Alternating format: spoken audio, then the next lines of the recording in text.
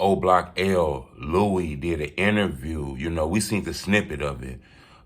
This the first time we really seen somebody that close to the KingVon situation that kind of did an interview. You know, we listened to it. We heard Louie. I'm gonna give you my opinion on it, to be honest with you. One thing I noticed is that it kind of sound like, you know, Louie was lucky to be alive. You can clearly tell he took a headshot, you know. You can tell he getting himself back together, his motor skills and everything, because he sounded a little different than how he used to sound like on those old KingVon lives and shit like that. So you can tell that God blessed him and saved his life, you know. I had an opportunity to speak with Louie over the phone. I'm not going to tell y'all guys our conversation that we had. I'm going to keep that under the personal act. But I had an opportunity to speak with him. I knew this interview was coming real soon. I'm lucky enough to be a drill historian, so I get a chance to get some of the information that a lot of people don't get first. I thought the interview was dope. I didn't see it, but I seen the snippet of it. We get a chance to see Louie' temperament. I got a chance to feel his temperament over the phone. You know, they spoke about the night KingVon woke up and gave Quando Rondo the 6-piece spicy nugget with no ketchup, no pop with it.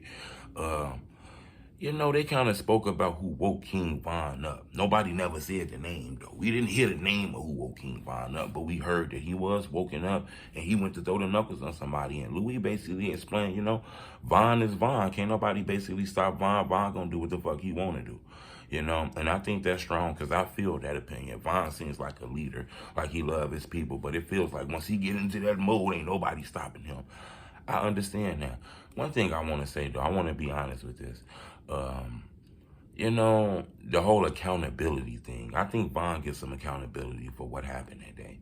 I do think this was a fist fight that led to gunplay when it probably shouldn't got that far. But then again, Von is not from Hollywood. He's not from Los Angeles. You know what I'm saying? He's not from the limelight. He came out of prison to the streets to fame. So, you know, he might have didn't know exactly how it goes to just walk up on a famous rapper, knock him out, and not know if his friends are going to give a fuck about that. Somebody's going to give a fuck about knocking him out, just like somebody's going to give a fuck about knocking you out, you know? What went over everybody's head that day is, you know, everybody could have been killed that day, you know, because Tim hopped out the car fast, unexplainable, and got the blinking and shit. Then police got to shooting and shit. You know, we all thought Louie was killed. To be honest, when we found out he survived, that came like weeks later. People didn't even know that. People were putting up RIP to 3 people that day, you know. So this shit got real crazy. One thing I can say, and I gotta be honest now, though, you know, you gotta remember, Von and Tim don't know each other, you know. So, you know, they're gonna use this internet shit to kind of show a narrative that these guys didn't like each other and shit like that. I think that interview, you know, I don't know if that's good or bad in my opinion. But one thing I can say is we heard Track basically say Von was reckless and just walked up and knocked him out and nothing nobody can do about it. To hear Louie say that, who was standing basically next to Von, and say, you know, Von was out of control, nobody can stop him, he do what the fuck he want to do.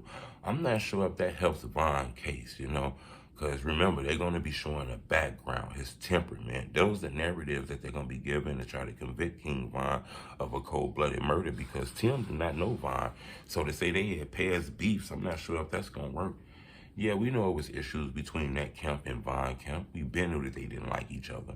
We knew that was coming. Reese was sending out signals that he wanted to knock out, you know, Quando Rondo a little while ago and shit. So, I don't know. I can tell you, though, when I listened to the little snippet, it felt like a testimony, in my opinion. You know, I'm not saying that's a bad thing or a good thing, because I think Louie has the right to tell his story. There's so many people in the basement telling his story. Why not he tell his own story? But I'm not going to lie, with him being so close to this, you know, they might want to call him as a witness. And I'm pretty sure he's not going to be no witness. Louie, most definitely, like, he's not involved in that kind of shit. But if you guys are willing to get on these interviews and tell, you know, subscribers in the world what happened that day, what make you think a lawyer and an attorney or judge don't want you to get on the stand and say what happened that day? You got to remember, I think, you know, in order for Von to kind of get a conviction on Lil Tim, it's going to have to prove that, you know, this was mutual combat that just got out of hand, a fist fight that this buddy made a decision to turn into gunplay. You know, that's going to be the lane. Then, you know, Quando Rondo is going to portray KingVon as a killer, you know, a thug, a goon, a gangster. You know, when he got out of his body and ready to fight Quando Rondo, it's a possibility somebody could have died. So Tim had to protect him, you know. Tim don't know about Von, but besides the shit he see on the internet. Then after Von passed, we hear stories of Von being this killer, you know, being suspected of several murders. Now we hearing his homie say, yeah, Von was like that. He was tough. He knocking niggas out and there's nothing we can do about it. I'm not sure if that plays right in that murder trial, in my opinion. But then again, it is just an interview, you know. So sometimes people does do entertainment and shit like that to spice the interviews up. So I think Louie can basically say that too, you know. So I think he has the right to tell his story. I think this is an amazing story. People want to know what happened that day. But I do think these guys are very close to the situation to be doing the interview, in my opinion. And I think it's dope that they're doing interviews, telling their story, telling their narratives. Pretty sure they know what to say and what not to say. But in the era of the internet, saying a little is saying a lot. And it's going to be a murder trial soon. If guys are willing to do an interview, you know, how willingly are they to get on the stand and testify on KingVon behalf? You know, is a conviction something they want? Do everybody want Lil Tim convicted? Because me personally, I don't see nobody getting on the stand telling any stories, pointing at anybody, even if you're not snitching, just telling your own story. Just the optics and the visuals of seeing somebody sitting on the stand, talking to a judge and shit, it just don't come off right. But we are seeing a lot of these guys sitting on chairs, on platforms, telling those same stories. So we gonna follow this, subscribe to my YouTube channel. I'm gonna be speaking on a lot more on the culture. Got a lot more interviews gonna be dropping soon. I kind of slowed down for a little while because there's things going on in the culture I want to get my opinion on. And I noticed that a lot of people be soft on their opinions. You know, this culture shit getting big. The friendships are getting stronger. And remember, I ain't looking for the friendships. If I can gain them through the midst of this, cool. But we looking for the truth. But I wanted to bring to your attention, that's how I felt about the whole Oblock L snippet that kind of released, you know.